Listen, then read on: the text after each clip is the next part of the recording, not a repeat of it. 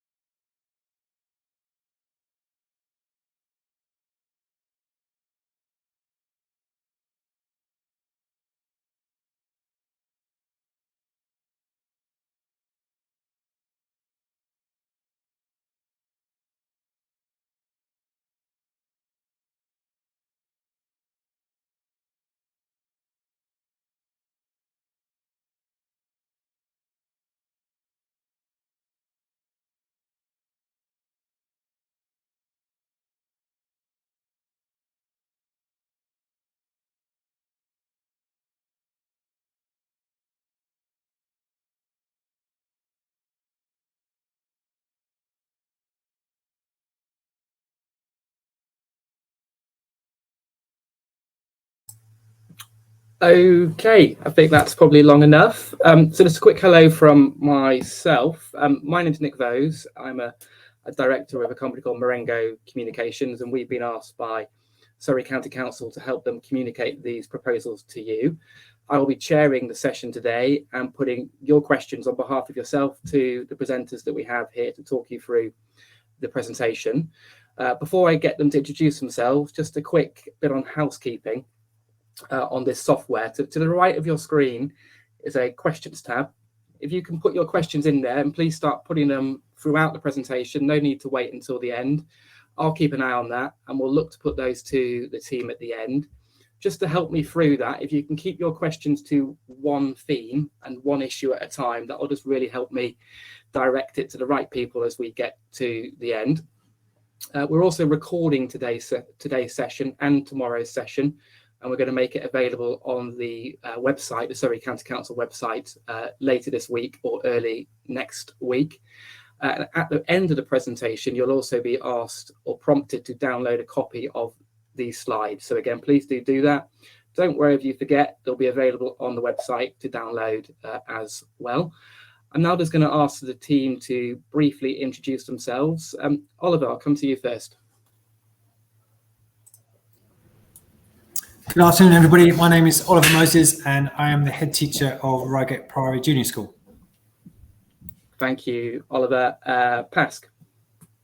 Afternoon all, I'm Pasqualina Puglisi. I'm the contracts manager responsible for the school's mainstream programme for Surrey County Council. Thank you very much. And we'll come to Anthony next. Hello, everybody. My name is Anthony Wybrow. I'm the Assistant Director for Land and Property at Surrey County Council. Fantastic. And we'll work our way down the list. Zana, if you can introduce yourself. Hi, everybody. I'm Zana Portner. I'm the project architect for this project from Novian Architects. Thank you. And then Ian, our planning consultant. Hi, I'm Ian Williams. I work for Fair Williams. I'm the planning consultant for this project. Fantastic. Thanks, Ian. David, our transport consultant. Hi, everyone. I'm David Holdaway, Director at Velocity Transport Planning, acting as Highways and Transport Consultant. Thank you. And then Mark, over to you. Mark Johnson from Ubu Design. We're the landscape architects.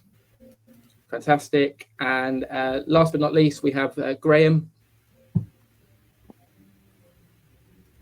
Oh, can you hear us, Graham? No, not quite yet. We'll go to Richard. We have Richard. Hello, I'm Richard Rhodes, Design Manager at ISG, and my role is just to coordinate the design proposals with our professional design team. Fantastic. Graham, let's try you now. If not, we'll come back to you. No, still nothing. Okay, we'll fix that, Graham. Don't worry. Okay, so just briefly, this is the agenda for today's session. We're going to look to speak for no more than 20 to 30 minutes, and then it's over to you for the Q&A. I'm shortly going to hand over to Pask and to Oliver, who are going to talk you through the background to the project. Oliver's going to talk to you a bit more about the school and why it's so important for the school to have this new building. We're then going to introduce the design team, who are going to talk us through the proposals today, and also the future student experience, which is the floor plans and starting to get an idea of what the inside of the school will look like. I'll then come back and we'll talk about the next steps and how you can get involved going forward. And then it's over to you for the Q&A. Pask, if I can hand over to you to talk us through the background to the project. Thanks, Nick. So as many of you may already know, being local to the area, back in 2020, Surrey County Council made the conscious decision to move their offices back to the heart of Surrey. That coincided with a site search for the Reigate Priory Junior School, as it fell under the programme for the Department for Education's Priority Schools Building Programme. That programme essentially identifies schools working with current constraints that either aren't up to the latest DfE standard or require improvement or replacement. Reigate Priory was identified as one of those, and so an alternative site search was started at that point. It was identified that unfortunately no other sites were available, and therefore the procurement of the former Canon offices here in Woodhatch Place were most suitable for that relocation.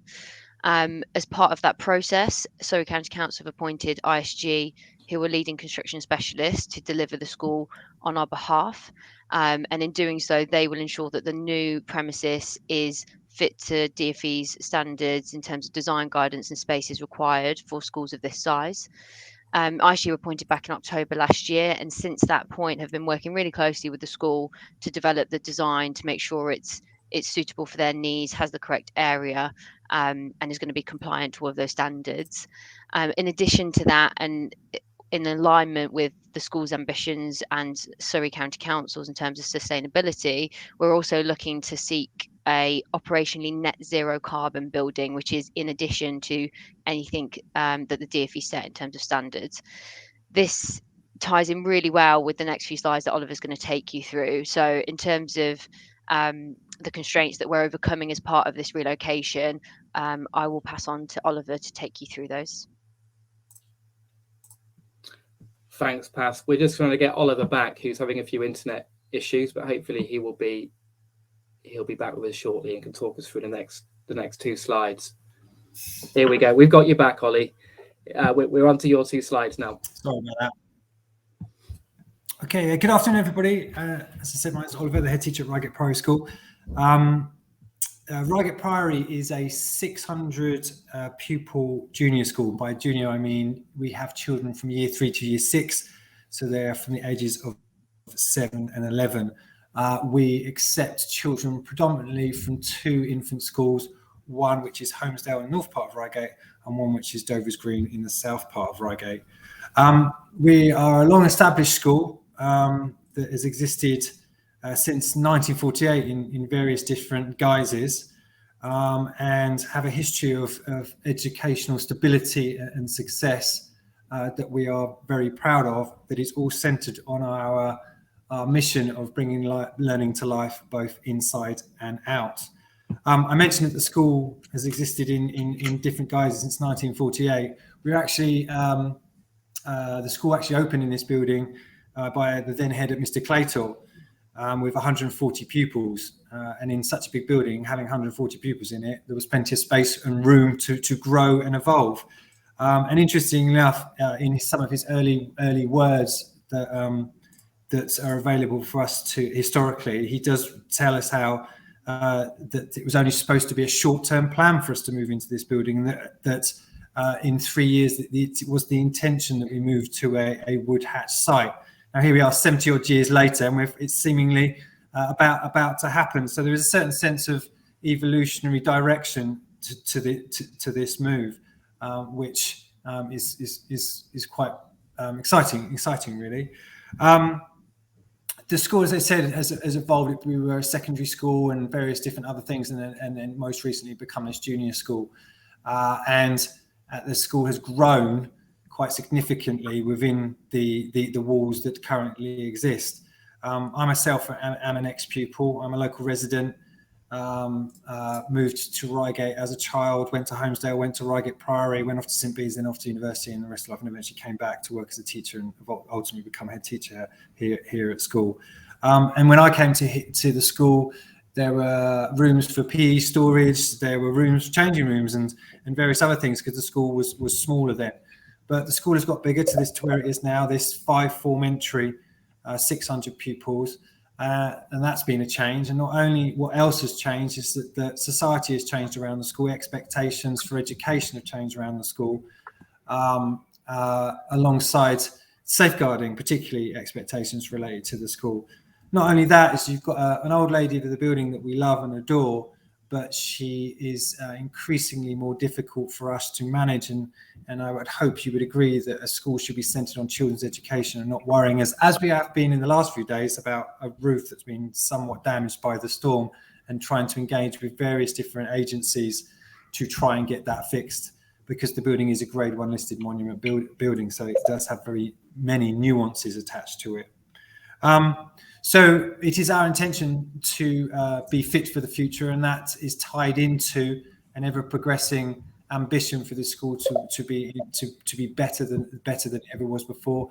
And that ambition, you can see on the screen now, involves becoming a safer environment, improving, stronger and sustainable. Now, the stronger and the sustainable and the smart really do tie into this opportunity that the school has been offered in making a move.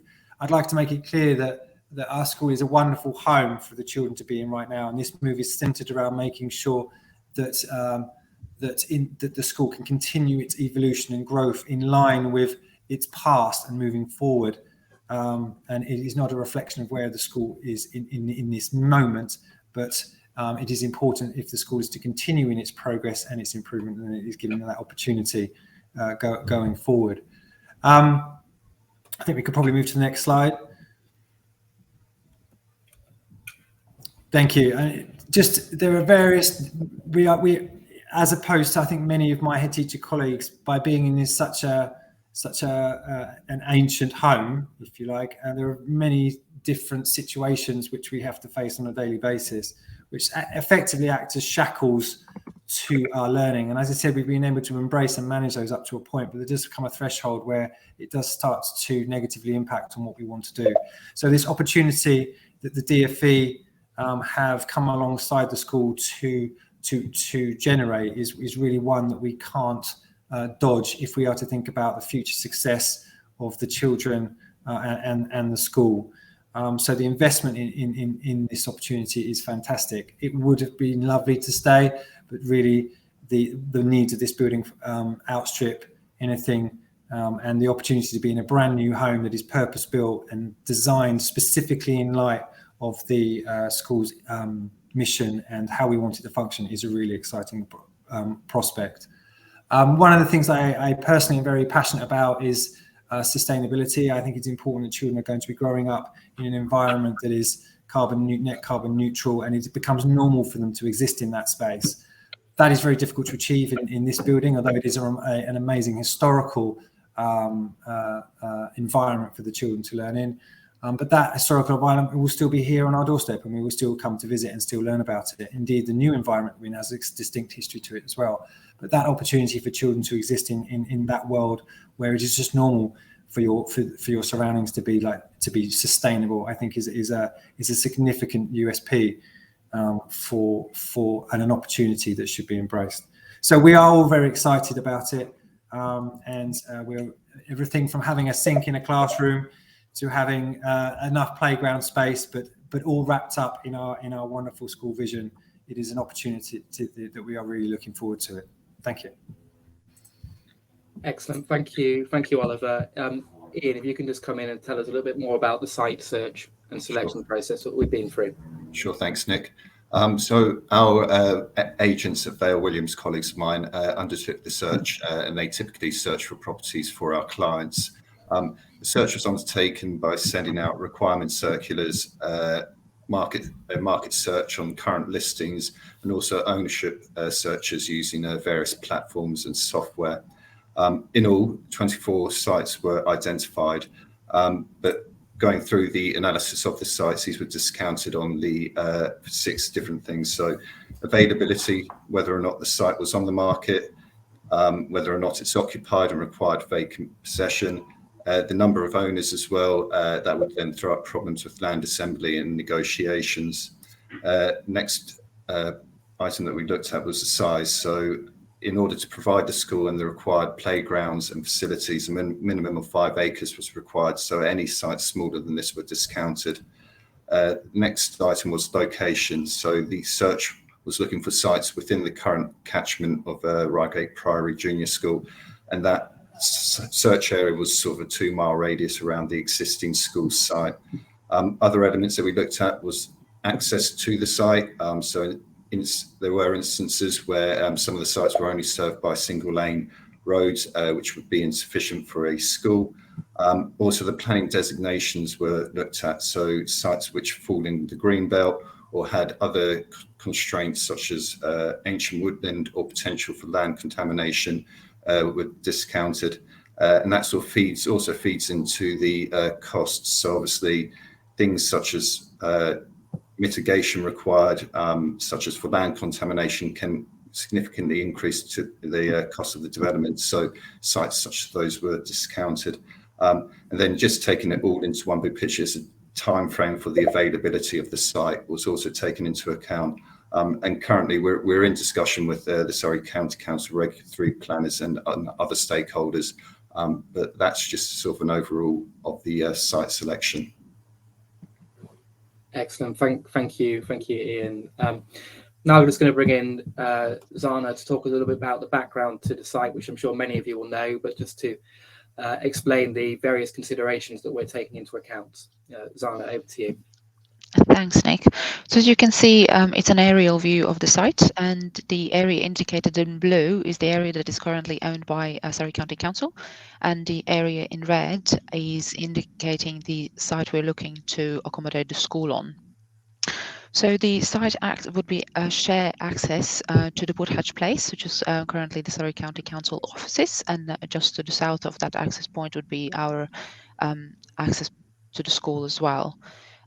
Just north of the school boundary, so the school site is currently a locally listed building, which is very central to the image and indicated in the pale yellow.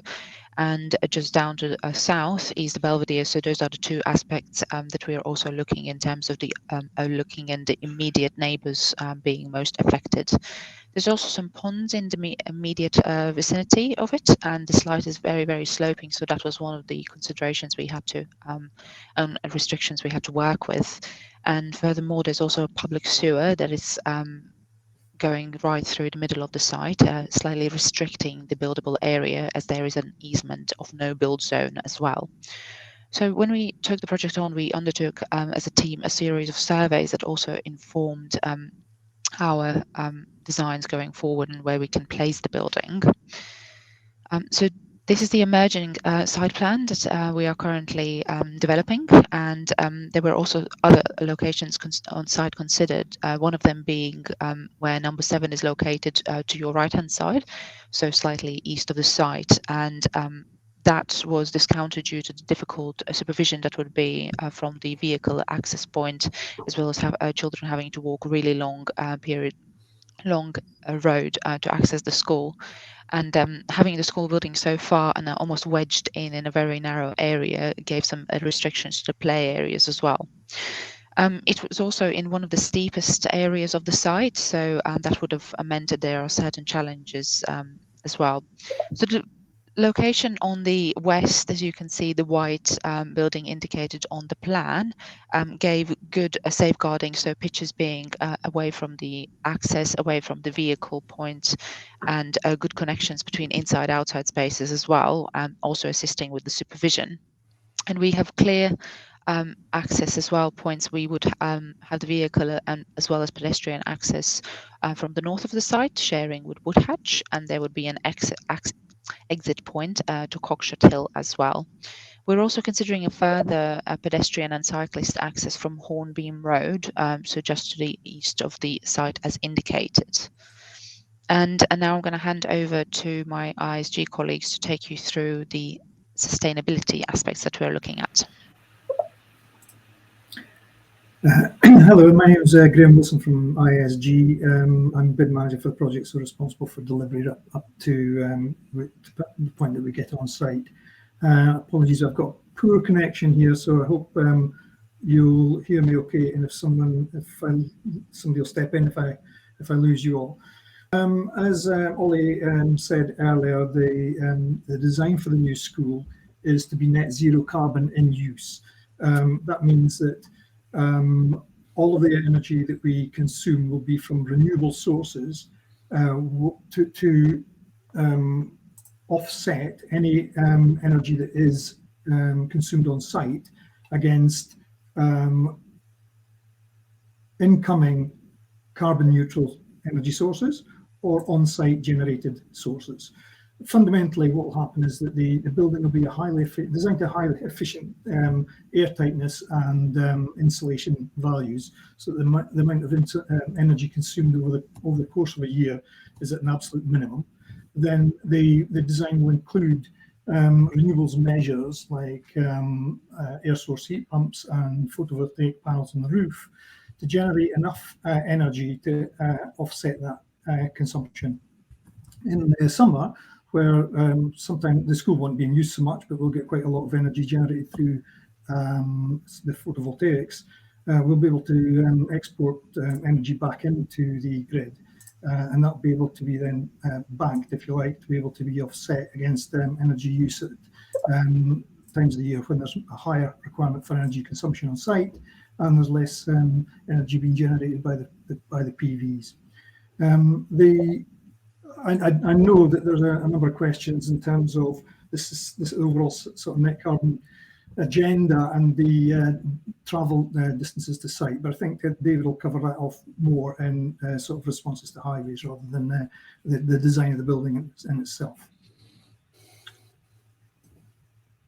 Thanks, Nick. Excellent. Thanks you, Graham. We're now just going to go into a little bit more detail and depth about the landscape proposals, but we're trying to get our landscape consultant back. We're not getting much luck with people's internet connections at the moment. I don't know if Zana, you're able to talk us through this in the first instance, or we can always come back. I think I'll probably start talking through, and if hopefully Mark gets back in, he can take over. So what we're looking at the moment is, as I said before, we're looking at an in and out vehicular route into the site in itself. So that is the area towards the northwest of the building itself. On the side there would also be a mugger, which would have the 3-meter fence around it, which is number 3 on the plan, which you can hopefully see, which is the grey block most to the top of the plan. There's also a netball court, which would be quite a nice connection as the children come in at the beginning of the school day. That's where they can gather with 2 all-weather pitches immediately adjacent to that. There is also some of the features that we are quite keen to keep in the site is just to the north, where number 7 and 4 are. We're looking to retain the trees and the bunds that are there, and it gives a school a further opportunity for some external play area there.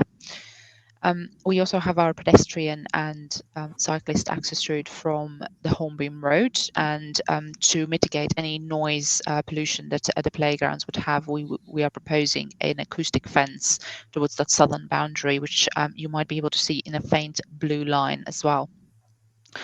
Around the building, we have made sure, as the school's ethos is very much about the inside-outside learning, making sure that the children use all spaces. We have provided all ground floor classrooms with external access, which you will see in a minute in the plans as well. And there is, because the slide is ever so slightly sloping, we do have to make sure that all the areas are accessed around as well. Just opposite the main entrance where number 5 is, so towards the east, west of the site is our main entrance, and just outside of it we also have some minibus parking spaces, as well as disabled and cycle parking provision as well. And that's nicely supervised from the building as well, being immediately opposite. We do also have bin stores and a new substation that is indicated by number 5, so that being further away from the residents. Where possible, we are also retaining all our the existing vegetation, and we are also providing some new ones. So, for example, where you can see number 5, and that will be all new buffer planting surrounding the site. The site will be have a secure boundary, 2.4 meter high fence, and as mentioned before, there's also some acoustic fences to mitigate any noise issues. I'm not sure if Mark's back, if he wants to pick up anything else. No, we still haven't got Mark, but thank you, Zana, for playing that role. That's really helpful. We could always come back during the Q&A. We're going to bring in David now, our transport consultant, just to talk us through the work that he's doing at the moment. Thanks, David. Yeah, no problem at all. So yeah, I've been appointed highways and transport consultant on this project. I've worked personally on best part of 200 schools in the last 5 years, 60 of which are in Surrey, and 11 of those are in this authority. Know the area relatively well. I've worked for years, not too far away. And so from the outset of this project, based on experience, it's all about understanding how the school operates at the moment and understanding things like existing mode share before attempting to predict what the mode share change will be. Being a junior school, being sensitive to the relationship with the feeder schools from the very infant schools, and how that will affect trip generation, walking and cycling, what measures we need to put into place, and how the timing of start and finish times will be impacted, not just for Reigate Primary but surrounding schools. So at the moment we're going through a mass data collection exercise to obtain the facts, which we will build into a transport assessment that will be submitted with planning.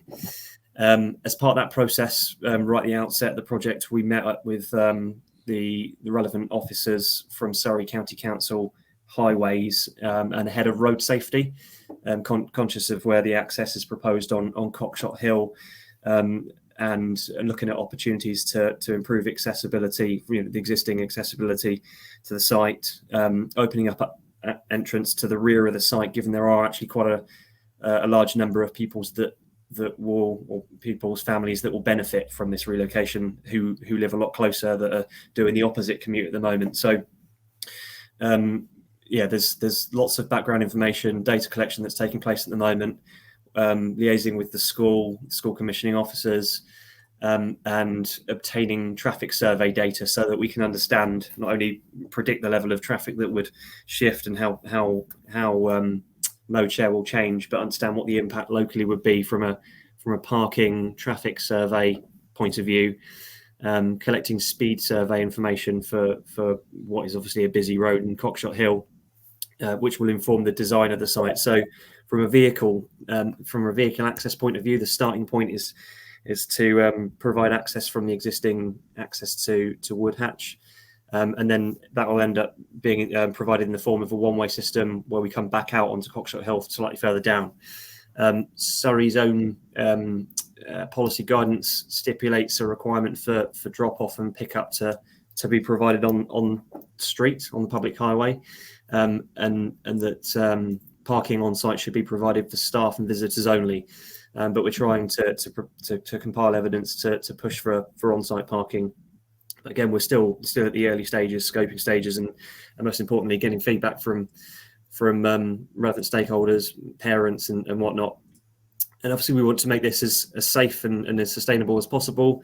And clearly, if you're going to move the school, then it's going to change travel patterns. But we just need to understand how things are working at present before we can implement things like travel plan measures, looking at things like walking buses, the potential for looking at shuttle services, park and stride, improving cycling routes, all that sort of stuff. We need to collect the relevant baseline data before we put the mitigation in place, but we'll be absolutely trying to address the relocation of the school and all the challenges that brings as part of this application.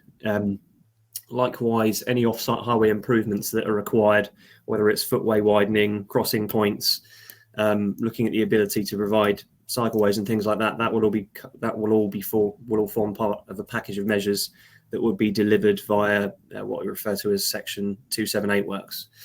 So all those things will be considered, working closely with the school, and we want to make this as safe and sustainable as we possibly can.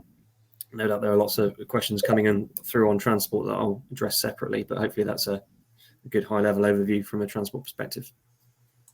Excellent, thanks, David. And do you want to just talk through this plan just to explain?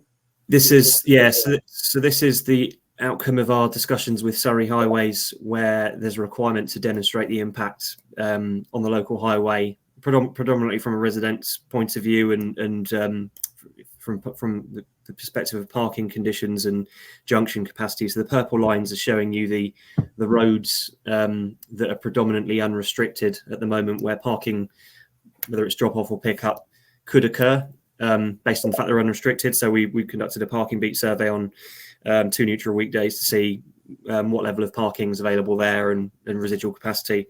The red symbols there that are like cameras were the locations of the speed surveys, which are basically in proximity to the access and proposed egress points, and the black symbols there are the junctions that the authority required us to assess in terms of counting traffic and creating traffic models to see if there's a change in traffic flow locally. Appreciating that a lot of the trips are already on the network, or parents dropping off children then carrying on to work. How does that change the impact of traffic conditions through those junctions? So all those surveys took place last week, and we're just going through a data collection exercise at the moment, or data processing exercise to inform our assessment work. Excellent. Thanks a lot, David. Okay, we're just going to bring Zana back briefly just to talk us through the inside of the school, really, so the floor plans. Zana, over to you. Yeah, thanks, Nick. So we have developed these plans in close consultation with the school as well as Surrey County Council, and the best DFE practice is applied throughout the designs. So we, appreciating that there's no room names, we're going to bring you through the colours. So the green coloured spaces are large spaces, so that's comprising of small hall, main hall and dining. Between dining and main hall, we have created a movable partition, and that allows for whole school assemblies to take place. As the school do throw quite a lot of productions, and the whole school assembly is really, really important to them.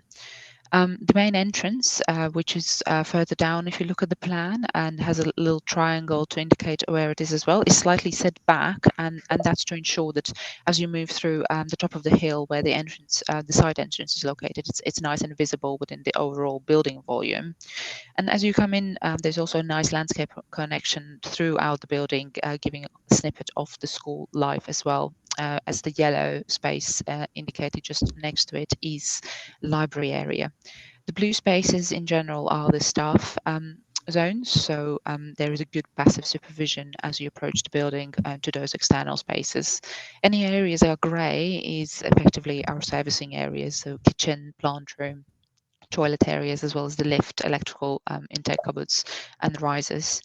The classrooms are the orange spaces, and as it's a 5-form entry, we have clustered them together and ensured that outside of these clusters there is a breakout space for any one-to-one teaching that may occur.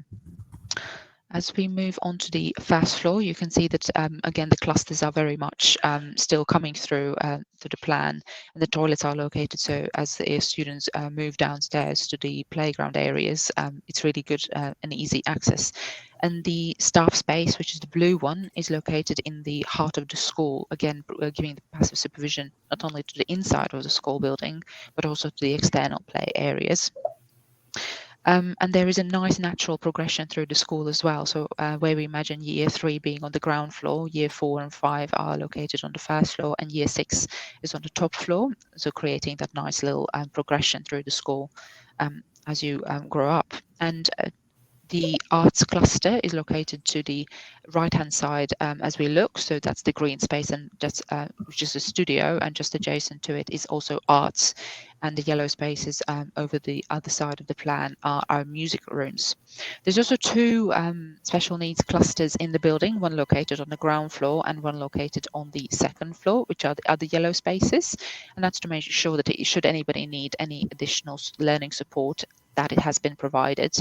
Quite centrally in the building, which is the grey small square that you can see, is located a lift. So if anybody does have mobility issues, they can still access all the spaces from very, very central location. And you can probably see as well that we have set back the second floor plan slightly from the belvederes. So the top of the page, as we can see it, is where the belvederes would be. So we have set that back to mitigate any apparent building mass that would be there. And where we previously in the presentation spoke that it would be nice to use the building as a learning tool, the PVs that will cover the roofs will be visible through these windows as well, especially the lower ones, first floor, and over the large spaces. So really giving students the opportunity to learn about sustainability as well. And that is a broad overview, so I'm going to hand over to Nick. Excellent, thank you very much. There's also going to be a range of community facilities which we touched on at the start, both within the school building, but also possibly outside the school building in terms of the facilities with the Muga and the netball court, etc., that we'd hope to be able to make available to the public. They will be controlled by various requirements that Ian could probably talk us through in a minute. But the idea is they're going to be lots of fantastic facilities, and it's really important that those are also opened up to the community, as well as being used by the school. Okay, I'm just going to bring in Pask here just to talk us through the future school admissions criteria. Thanks, Nick. I'll keep this one very brief because I'm fully aware that my education colleagues have shared letters before Christmas and similarly provided updates this year.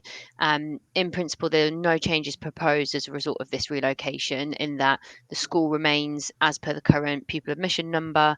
There's 600 pupils based on 5-form entry, with no future plans for expansion. And the key point regarding nodal points and admissions is that the nodal point was consulted on recently and approved by Cabinet to remain currently where it is at the existing entrance of the Priory Park building. Therefore, there's no intended impact on any future catchments. The intention for Surrey County Council is to keep it that way, and any changes of that decision would require further consultation publicly. Fantastic. Thank you, Pask. Okay, so we're nearly very much at the end. I promised at the start that I'd just come back in to explain how you can continue to be involved in this process. This is just the first consultation. We'd like to come back to you again in late April with some more detailed proposals. In terms of how you provide your comments at this stage, if you haven't done so already, please do visit the website where you can find the virtual room, which is a version of these presentation materials that you can look at again. You can also fill in a feedback form on that website, and hard copies of everything, so the feedback form and the presentation material, are available. Just please email my colleague, Debbie, or call us if you need hard copies, and it's the telephone number on the screen. If you can get your comments back to us by Monday the 28th of February, that would be greatly appreciated, so we can have plenty of time to review those comments, look at how we can make further improvements to the scheme going forward, and then come back to you in late April for the second round of consultation. Okay, it's now over to you guys for the Q&A. I can see we've already had a significant number of questions come through on the questions tab, so thank you very much. As I said at the start, I intend to take these in themes, and there's a few clear themes that are starting to emerge already. But I'm just going to take the first question that came in, and Ian, put that to you if I can. Can you just explain to us the planning process for this in relation to the Regulation 3 process, so people can understand what happens next in terms of the planning application? Yes, thanks, Nick. So I think the question was whether or not this had been agreed in principle with Reigate and Banstead Borough Council, and also does it conflict with the existing use of the site. So the application will be made by Surrey County Council to Surrey County Council's Regulation 3 planning team. This is a process for sort of county councils through which they deal with their own planning applications. We've already had an initial pre-application with the Regulation 3 planning teams, and they've basically laid out that we need to demonstrate a number of things in terms of looking at the principle. First was the site analysis, so the alternate sites that we looked at.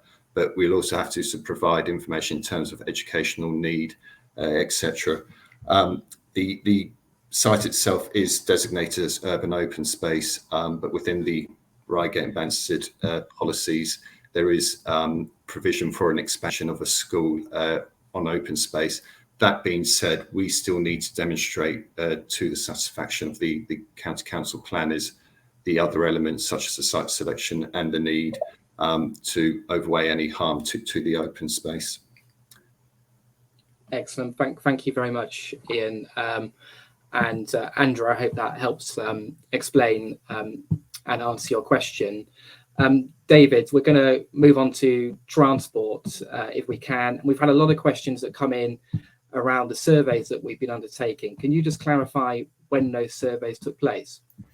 Yeah, apologies, my mistake. It wasn't last week, it was before half term. So I know there's quite a lot of questions or statements about how inappropriate it was to collect data during half term. That wasn't the case, it was just my mistake. It wasn't last week, which is when half term was. Right.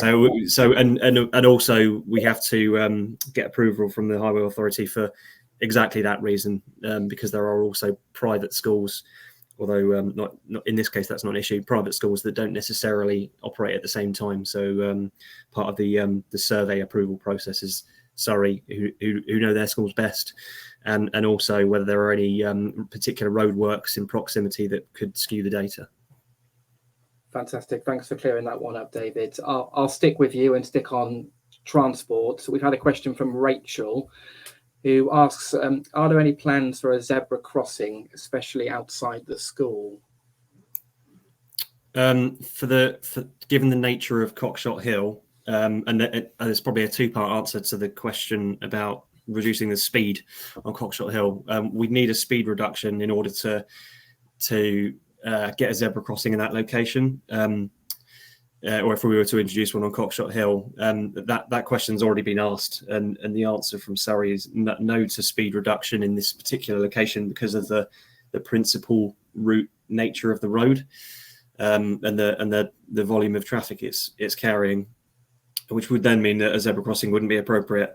But there is potential opportunity to implement another signalised crossing in proximity to the site egress. We're currently awaiting the results of a topographical survey so that we can firm up our design and look at the appropriateness of any additional crossing facility on Cockshot Hill, assuming the question is in relation to Cockshot Hill crossing. But yeah, a zebra crossing has already been confirmed as not acceptable given the nature of the road. Fantastic. Thank you, David. And there's been some further questions that relate to the Cockshot Hill path, the pavement, and the narrowness of that. Can we just explain what's kind of already happening at the moment with that? Yeah. So Cockshot Hill obviously it's got the potential to accommodate pupil movements from the north, as already happens at the moment with pupils heading north that live to the south. And it is narrow right along the stretch, but a lot of the sort of reduced footway width is the result of overgrown vegetation and foliage. So one of the first things we asked through our engagement with Surrey is there potential to properly maintain that footway so that we increase the effective width of the pavement before thinking about doing any widening, but also have asked the question about widening as part of Surrey's wider major projects, and whether we can introduce a shared use footway cycleway on the eastern side of the road. But that is something that Surrey had looked into historically, again more recently, and they've advised that they can't widen the footway out into the carriageway any more than is already provided. But there is still a decent proportion of the footway that isn't usable at the moment because of overgrown vegetation, particularly in front of the school grounds, which we're currently liaising with Surrey to establish the ability to clear all that vegetation and keep on top of it on an ongoing basis, given the school proposals to relocate there. Thanks, David. And can you just clarify, if you have these details with you, what date the surveys took place? It was either the week before or 2 weeks before the half term. But I have separately asked the question to my colleague who commissioned the surveys, assuming that question was coming up. So I'm just waiting for someone to give me an answer. Fantastic. Either way, for peace of mind, it was done whilst all schools were operational and with the approval of Surrey County Council, who manage lots of schools, and to ensure that it's considered neutral for the good of our assessment work. Because Surrey County Council themselves will be scrutinising all of the transport documentation, and one of the key things will be making sure the surveys were done during a neutral time period. Fantastic. Thank you, David. And again, staying on transport, we've had a lot of questions that are about on-site parking and pick up and drop off. Can you just explain where we're at with that at the moment? Yeah. So starting point for we've worked on many schemes in the southeast, and Surrey's policy is generally no different to most authorities, in that if you provide parking within school grounds, it will only encourage driving, and they've been clear that they do not wish to see parking for drop off and pick up within the school grounds. That's something that we're pushing for. So our starting point is no drop off and pick up parking, but it's something we're pushing for. But we need to gather the relevant evidence, and from the perspective of safety and parking capacity, and put that to Surrey as part of our discussions, which are ongoing.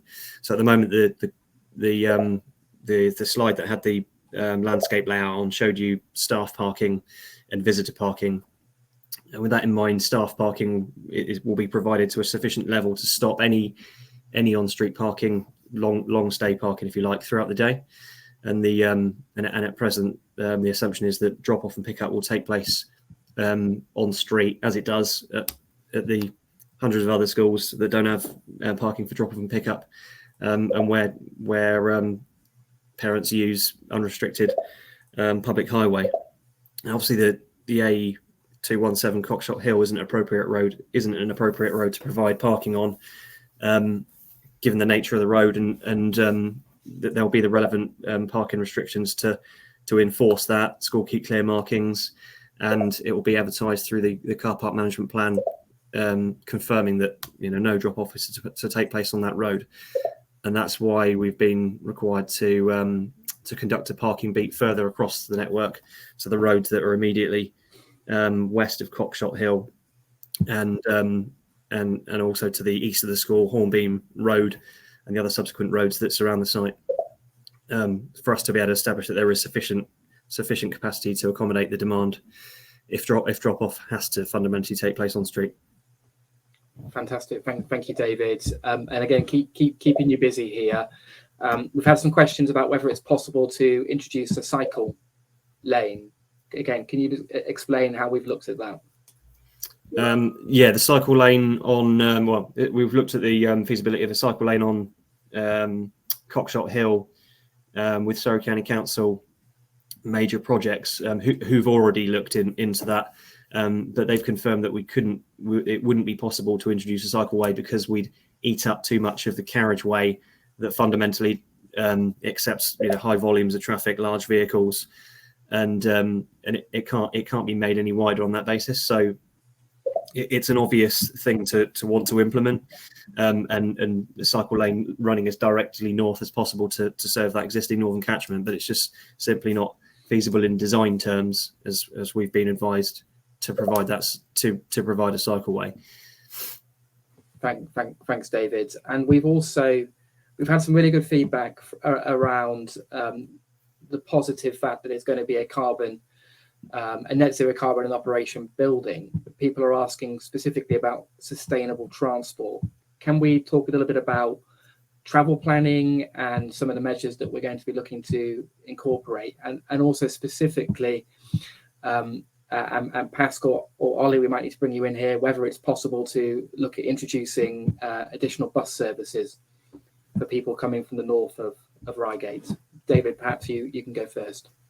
Yeah, I mean, working on many schools, most schools that we work on, whether it's relocation or school expansion or an entirely new school, schools generally don't have travel plans in place, and travel plans are effective in encouraging mode share change, whether that's at the outset of a new school or if schools are already operational, promoting walking, cycling, car sharing. This is for staff, not just pupils. And we will be producing a comprehensive travel plan for Reigate Priory Junior School, delivery and servicing plan, car park management plan. But these will help to make a difference where these sorts of measures aren't in place at the moment.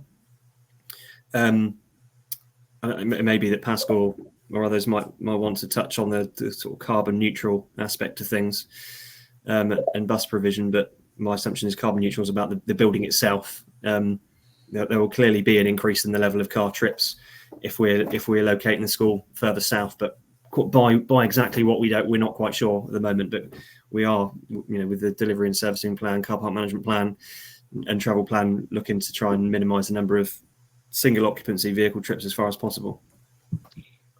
Yeah, Nick, I'm happy to follow on Thanks, briefly to David. I'm very conscious that there's a lot of comments in the chat that specifically for the north of Reigate, which is something that Surrey are very mindful of, and I know Ollie is conscious of, given that such a large proportion of the pupils feed into Reigate Priory Junior School. That's something that Surrey have made conscious decisions on in terms of the catchment area. I did see a comment that said sort of there's an intention to keep it that way. This decision has gone to Cabinet and is approved at Cabinet. Any further change to that would have to go, like I said, through consultation again with relevant public and educational consultees, and then back to Cabinet for approval. So that intention or that decision at the moment is in force and will be unless a Cabinet decision is taken to retract that. In terms of current issues with pick up and drop off and the distance created, particularly for those pupils in the north of Reigate, as I understand it, the school currently operates some parking that's provided by Reigate and Banstead Council at Bell Street Car Park. We are in discussions with them to see if any proportion of that can be retained to improve that sustainability element, to reduce the traffic and congestion that is likely to be created on Cockshott Hill, and so make use of those spaces. Those of you that are local will most likely know that there is already a route through, pedestrian route from Bell Street Car Park via Priory Park up onto the brow of Cockshott Hill with a newly created signalised crossing junction there, and that allows you to then pick up the pedestrian footpath to Woodhatch Place. I believe I saw a comment about originally access being from the east of the site. There's never been a predominant access proposed from the east of the site. It's always been from Cockshott Hill. There is, as you've seen on the plans presented, and I don't know if it's worth skipping back to that, Nick, proposed pedestrian and vehicular access from the east via Hornbeam Road. Similarly, those of you that are familiar with the site, there is a public footpath that runs along the eastern boundary of Woodhatch Place. That is currently open. Admittedly, its terrain is steep, particularly to the north of the site, for those of you who are familiar, but there will be access from Smoke Lane and down that way to avoid all routes having to go through Cockshott Hill. Excellent. Thanks, Pask. We're just going to move topics slightly now. And Ian, if I can just bring you in here, we've had a few questions around site search and selection, and specifically a question about whether or not we considered Ray Park. Could you just tell us about that?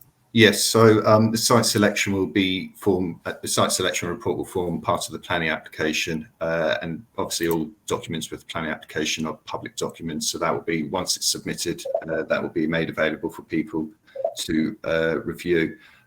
Ray Park was considered as a site, but currently it's used as part of the Surrey County Council COVID-19 response, has a temporary mortuary on the site at this moment in time, and it's also used as a contingency site for Surrey County Council in their emergency contingency planning. Hence, at the moment, it's not really a suitable site for development because it's not readily available at this moment in time. Thank you, Ian. And David, I'm going to bring you back again. A question here from Fiona. As there is no reduction to speed on Cockshott Hill, can there be a speed warning as traffic travels faster than the speed limit regularly? Yeah, so we'd introduce the relevant signage to as many schools you're entering a zone where a school is located. So it will be clear you're entering a school zone. Please slow down. At the moment, we've from the surveys that we conducted, one of them was called an automatic traffic counter, but it collects vehicle speeds as well, to establish the extent to which speeding occurs at the moment. And if there's an existing issue, obviously it's on a hill, and it promotes speeding above the current 30-mile-an-hour limit. So we're trying to establish what the actual 85th percentile speed limit, which affects the design of the site. But we'll put in the relevant signage to make it clear that this is an area where vehicles should be slowing down beyond the speed limit, given the school environment. Excellent. Thanks, David. And Pas, can I just bring you back again so we can just revisit this? How can we encourage more sustainable travel? Could you perhaps just talk a bit more about buses, but also talk a bit about the Bell Street car park and what the future arrangements might be there as well? Yeah, so just to reiterate, the Bell Street car park, the existing permit in operation from Reigate and Banstead, that the current school benefits from at the moment, is something we're seeking to explore to extend, despite the relocation, so we can make use of that pedestrian route. In terms of buses, this is something that we'd looked at generally from Surrey County Council as a wider stance with the master plan. It's something at the moment that Surrey County Council are looking at for their staff in terms of bus use. Cognizant of the fact that the pupils are of a particular age, we're mindful that a joint use of that bus might not necessarily be suitable given their age, but absolutely welcome feedback on that, whether it's through the questions here or the feedback form function, because that is something that if there's significant support for, that we will absolutely consider. As David's already alluded to, they are still going through the process of all that data validation, so we can justify exactly what traffic numbers we are looking to expect. And if there are significant additional movements, particularly from the north, that are going to create extra long journeys that might justify the need for a bus, whether it be shared or standalone, then that's something we can take into consideration, which is the whole purpose of this consultation event. Excellent, thanks, Pas. And Ian, again, moving back to sort of planning, we've had a question here about air quality. Can you just explain what information we need to provide in terms of air quality as part of the planning application? So as part of the planning application, we will be required to provide an air quality assessment. This will look at basically the emissions both from the building and also the traffic generation, as well as this sort of construction phase of the development itself. And it would just basically look at any sort of the background levels of any sort of pollutants, and then what's proposed from the increase both from traffic but also from the building itself in terms of emissions. So that's something that will need to be submitted with the planning application. Excellent, thank you, Ian. Okay, just looking through the questions again, we've had a lot more questions around pick up and drop off. I think it's all really useful feedback, because it's something that David and the team can take back to the highways department at the county council to try and find a solution that's going to work for everyone. So again, hopefully we can provide an update on that at the second consultation.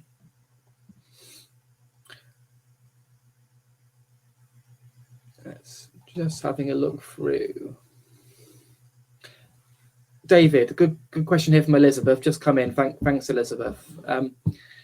Will there be any, or how will parking be restricted on surrounding roads? Parking controls will form part of the mitigation. So if you just take, for example, Hornbeam Road to the rear of the site where a pedestrian access is proposed, you wouldn't want parking taking place in front of the pedestrian entrance. Any parking controls would form part of what's called a traffic regulation order.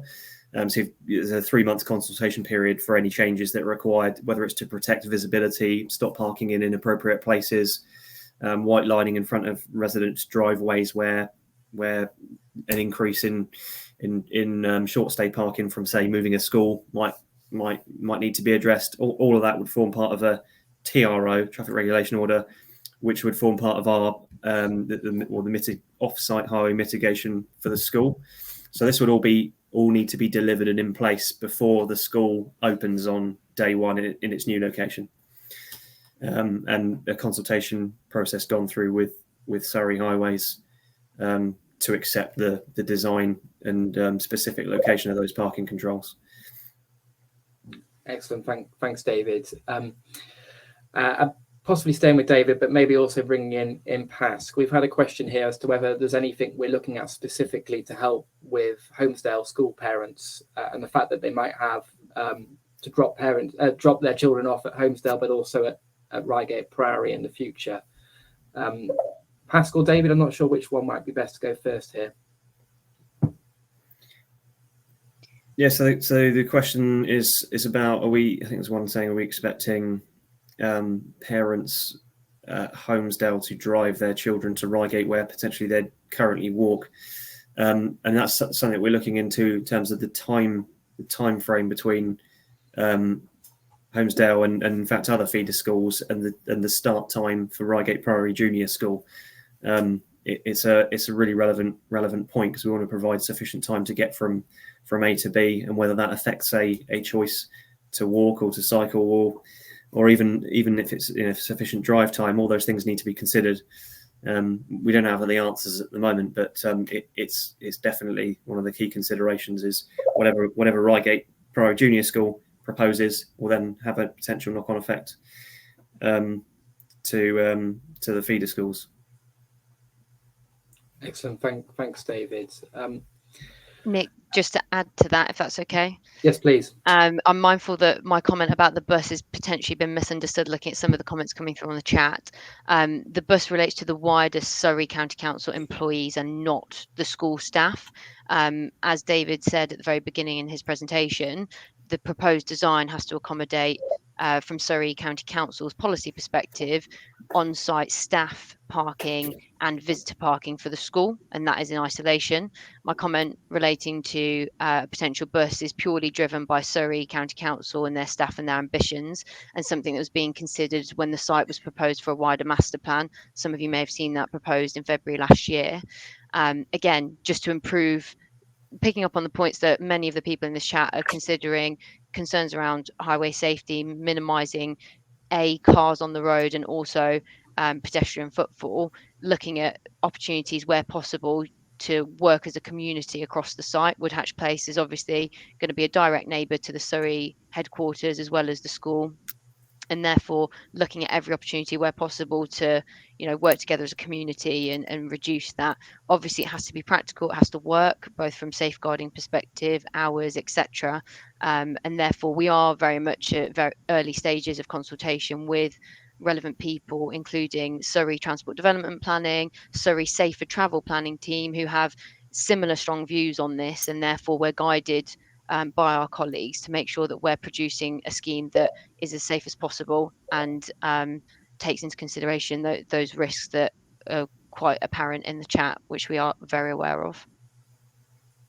Excellent. Thanks, Pask. And I hope that answers some of the questions and statements that we've had, where some people are concerned that we're not taking road safety seriously. I mean, we absolutely 100% are, and as Pask has just said, and this is a reflection of where we are at the moment in the development of the plans, and that's why we're asking for your feedback now, so that we can understand where the issues are and hopefully look to address those as far as possible going forward through the planning process.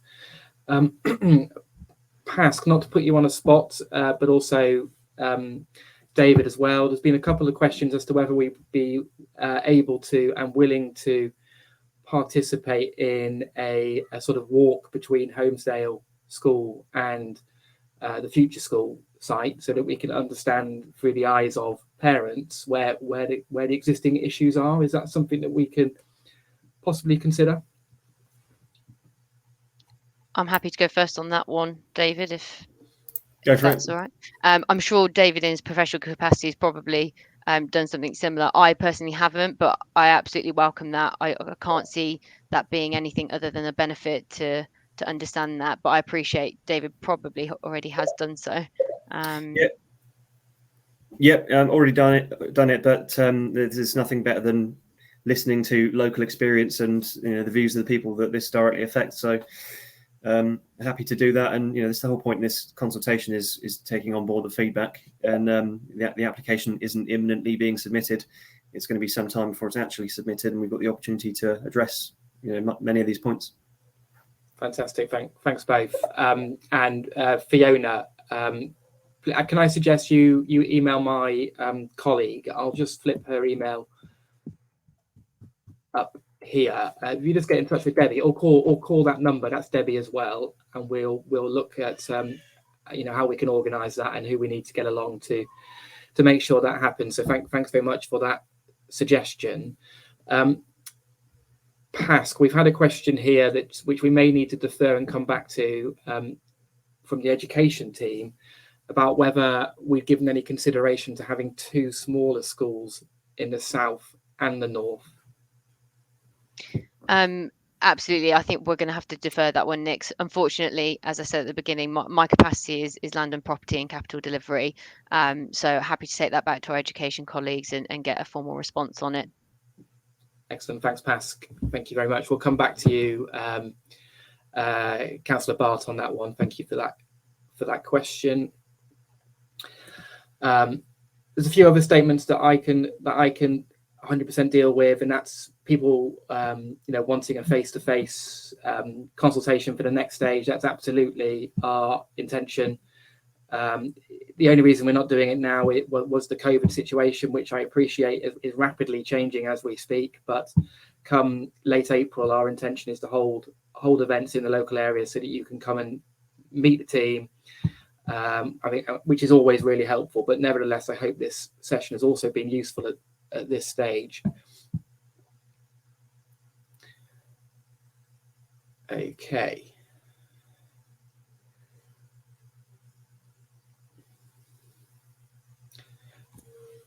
David, we've had a couple of questions, and I know you mentioned walking buses during your part of the presentation, but we've had a couple of people ask a bit more about that. Is there anything we can say at the moment that will provide a bit more information? Yeah, things like walking buses are definitely on the table.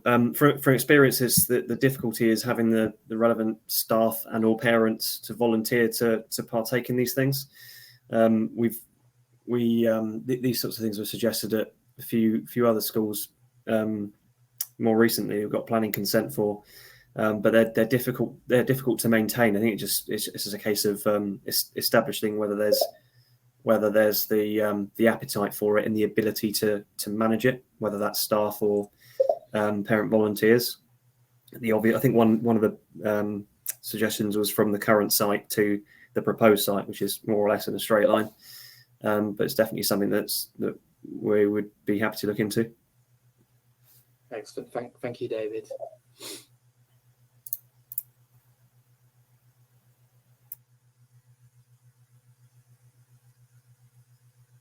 Okay, I'm just going through the question just to see if there's any different topics that we haven't currently covered.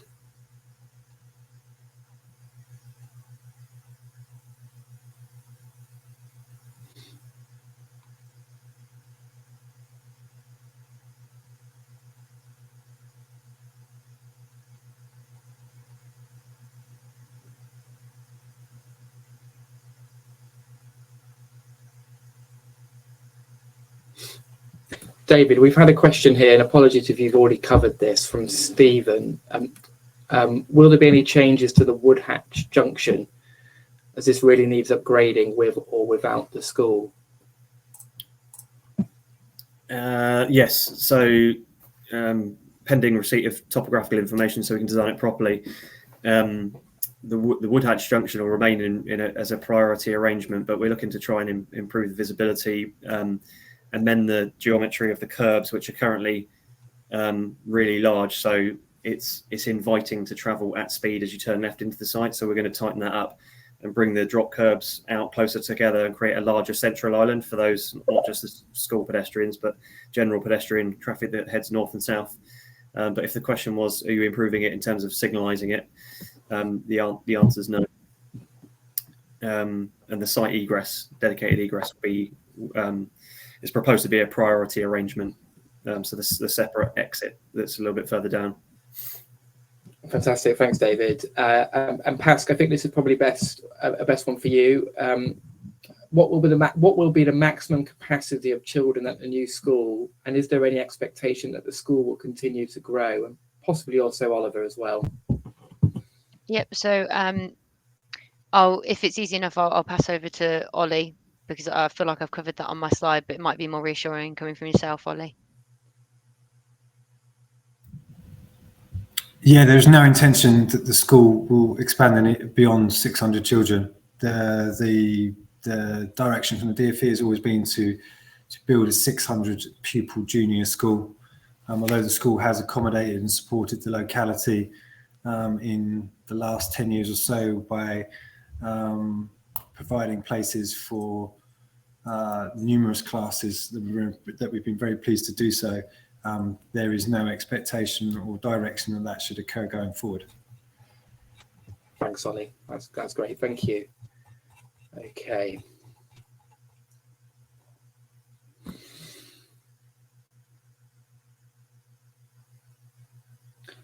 Ian, I've got a question here from John, again about site search, which I'll read out. Apart from current availability, did the fire station site meet all the other criteria? Would it not make sense for Surrey County Council to move the current facilities from the fire station site to Cannon or other sites in the county, freeing up the site for the school?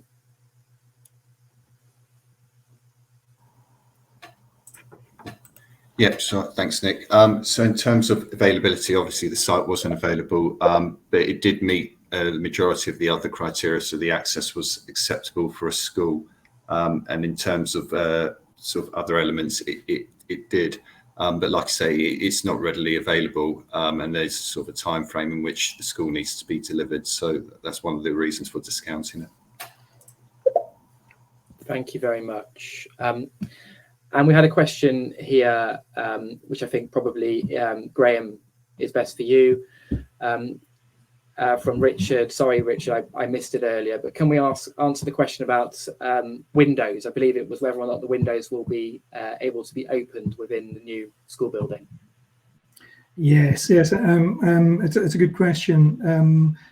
On buildings like this, a lot of energy is lost with misuse or misunderstanding or misconception of how the building should be used.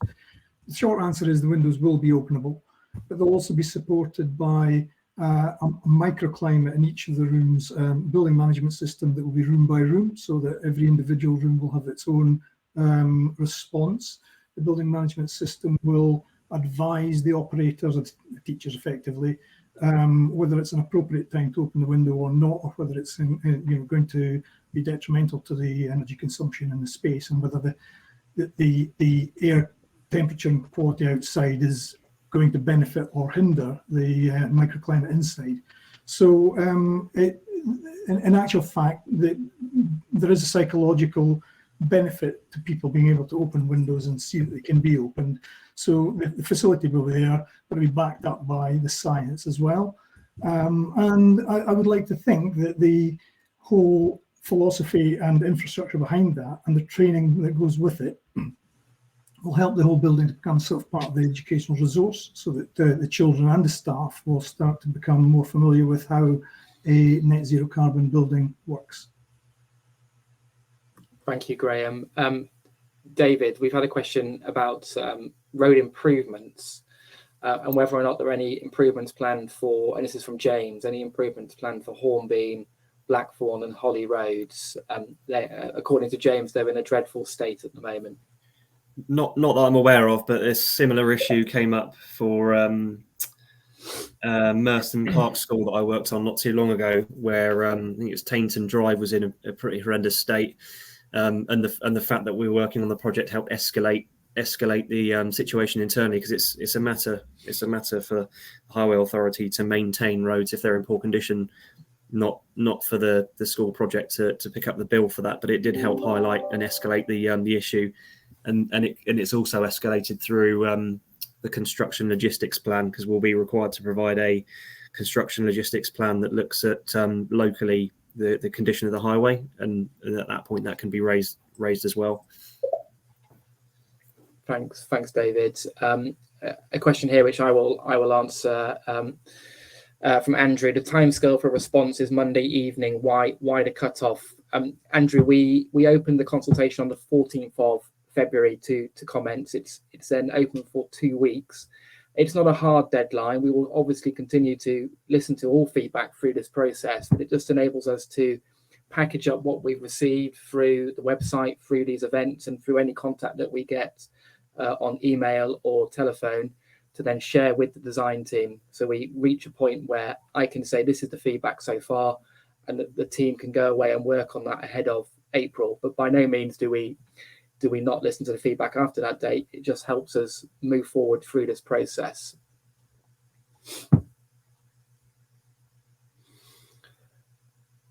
That's a good, thanks, Fiona. That's a really good question. And Pascal, probably one for you.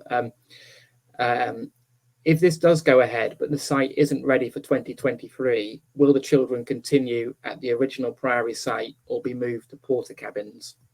Thanks, Fiona. That's a really valid question. The answer is no. There will be no need for porter cabins. As it stands, the school does operate in Reigate Priory. Surrey is a leaseholder to the building, which is owned by Reigate and Banstead Borough Council, and therefore there is a notice period required, and we're in regular contact with Reigate and Banstead to ensure we're discussing that. So there's no intention, and there will not be any need for porter cabins at any point, even if the building or construction was delayed for any reason. Thanks, Pascal. And I'll keep you on if I can, and possibly Ian as well. A question has come in from Mark. Surrey's forecast of pupil numbers shows up to 49 surplus year three places in the local area. Has this data been considered within the application and size of the school? Again, this is one from my education colleagues. I can't see that link, unfortunately, Mark, but no doubt we can request from education. As far as the data is concerned, we receive that directly from those colleagues, and therefore it does include the latest data that they provide us with. Thanks, Pascal. And just a further clarification from for Stuart, if you wouldn't mind. Can you reassure us that a phased approach will not be adopted with one or few year groups moving at a time?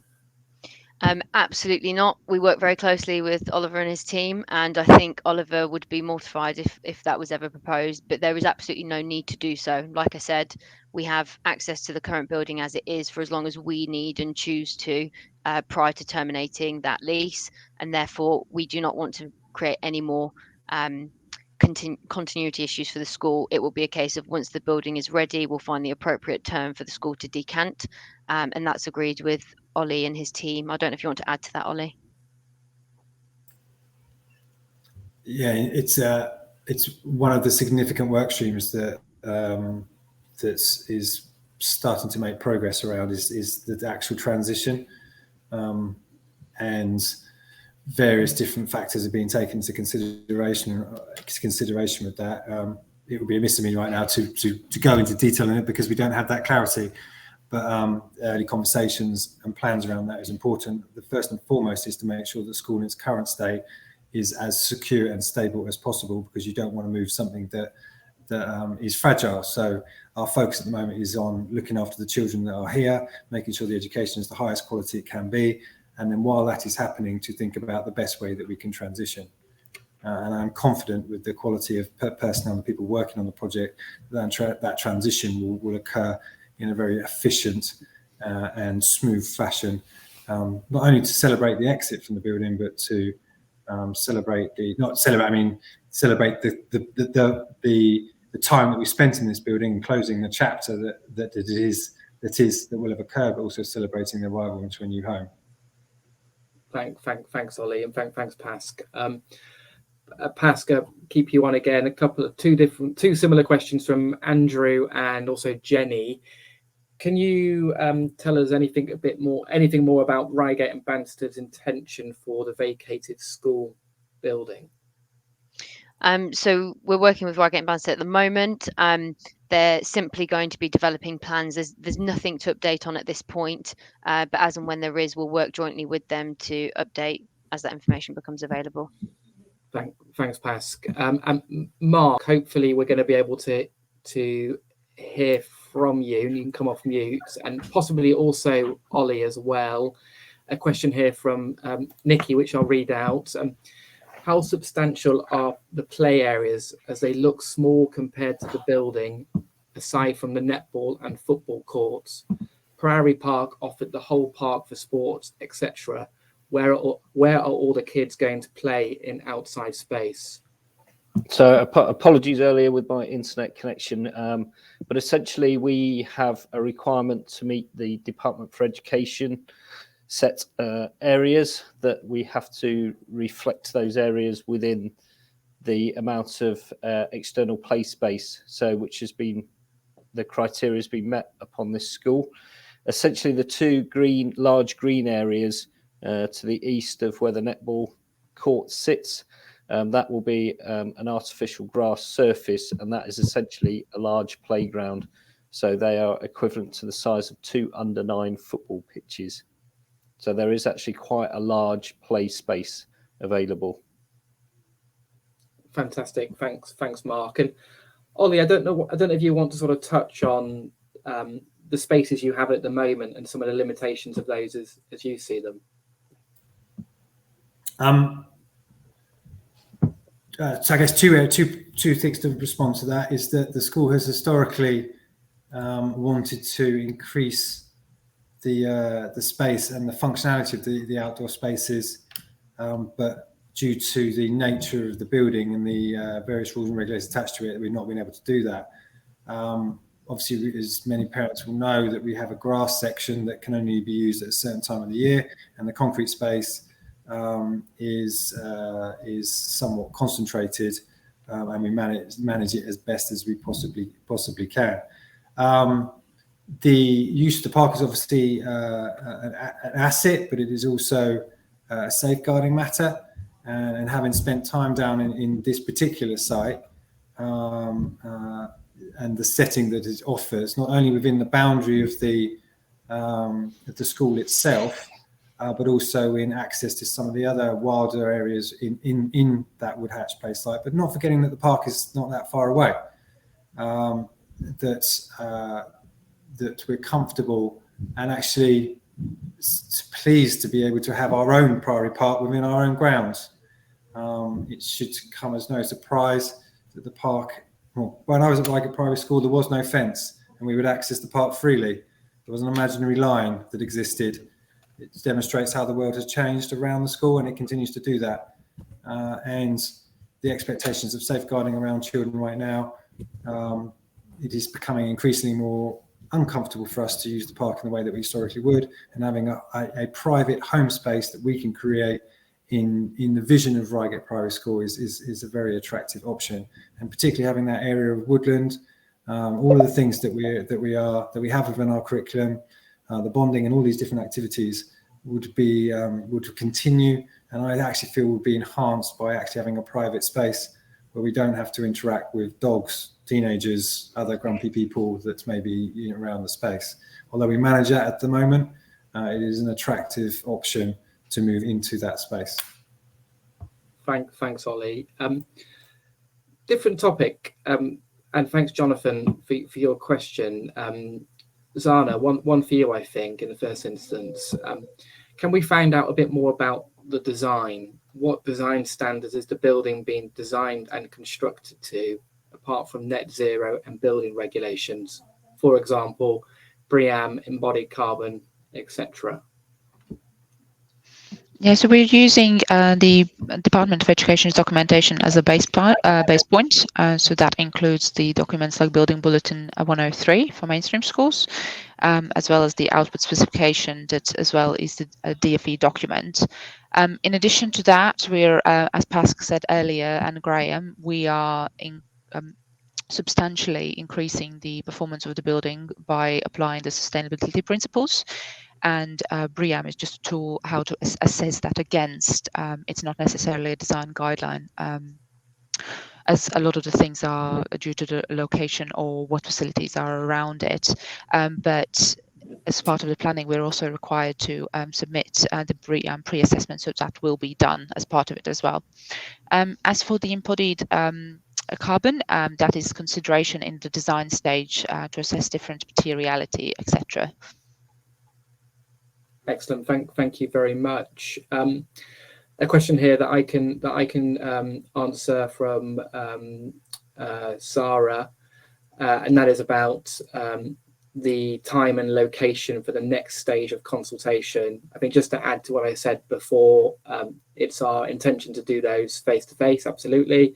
And then also we'll take a very similar approach to what we have for the first stage, which is making sure that we have sessions during the day. So lunchtimes, mornings, early afternoons, and then sessions in the evening. Absolutely appreciating that it's really important that people who are at work can make it along. So we will definitely have a late finish to one of those sessions so that you can come along. And thanks, that's a really important point. Pask, we've had a couple of questions here, which I think are probably best for you in the first instance, which is whether or not we know as a team what is happening with Ray Park. I'd have to defer that to our estates colleagues, but we can absolutely get a response on that. Thank you. Okay, lovely. So we will pick that one up and make sure that information is available and known. Okay, we have a few more minutes left to go. Just seeing if there's any different topics that we've not covered in the last hour.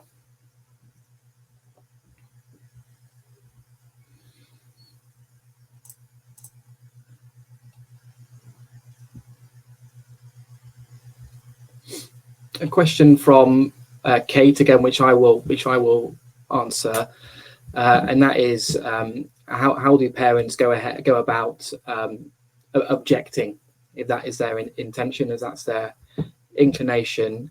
The answer, Kate, is please continue to participate in this consultation, because your feedback will hopefully help us to improve the application so that we can overcome your concerns. But ultimately, it is important to note that when the application is submitted, there is going to be a second consultation, which is a 21-day consultation, which will be delivered by the County Council and the planning team there at the County Council, and that will be your opportunity to make formal comments on the planning application when it's submitted. But I really would encourage you to please continue within the process that we're going through, and continue to provide us with your comments so that we can try our best to overcome the issues that people have on today's call.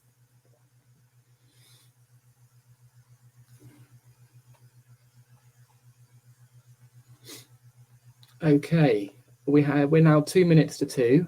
I will just give a few more seconds in case any additional themes and areas come up that we haven't. Good question, Martin. Do you plan to reply separately to the unanswered questions in the chat? I think, Martin, we covered nearly all of the themes, but we will be going through them after the conversation, after this meeting, and again tomorrow. And we can make available a series of FAQs on the website going forward, which provide a more formal response to the questions that have been raised. But I'm hoping that we've covered most of the areas, and in particular the areas that have had the greatest amount of interest.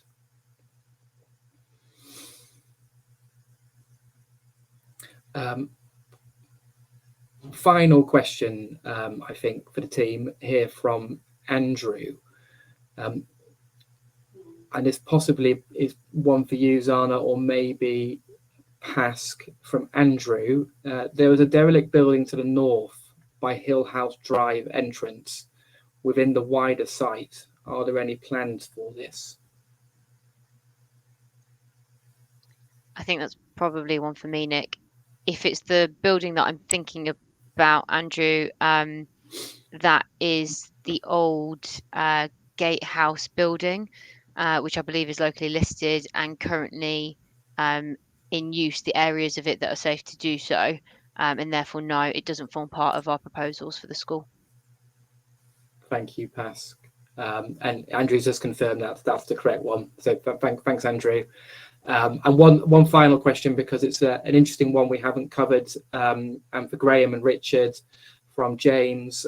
Will the council and the main contractor commit to using local people and trades? Can you just perhaps talk us through your approach to that, Graham?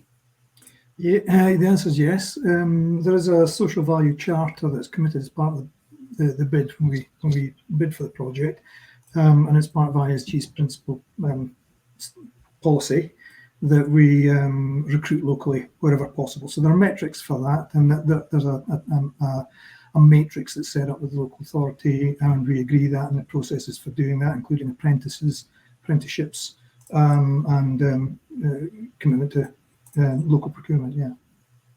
So that'll come through in the information as it works its way towards planning. Excellent. Thanks, James. Thanks, James, for the question, and thanks, Graham, for the answer. Okay, we've now gone past two, so I suggest we conclude today's session. We are running another one tomorrow at 6 p.m. It's exactly the same information, but that is available. As I said, please do keep yourself involved in the process. Again, here are the contact details and information for how you can get in touch with the team. We're looking forward to continuing to discuss the project with you.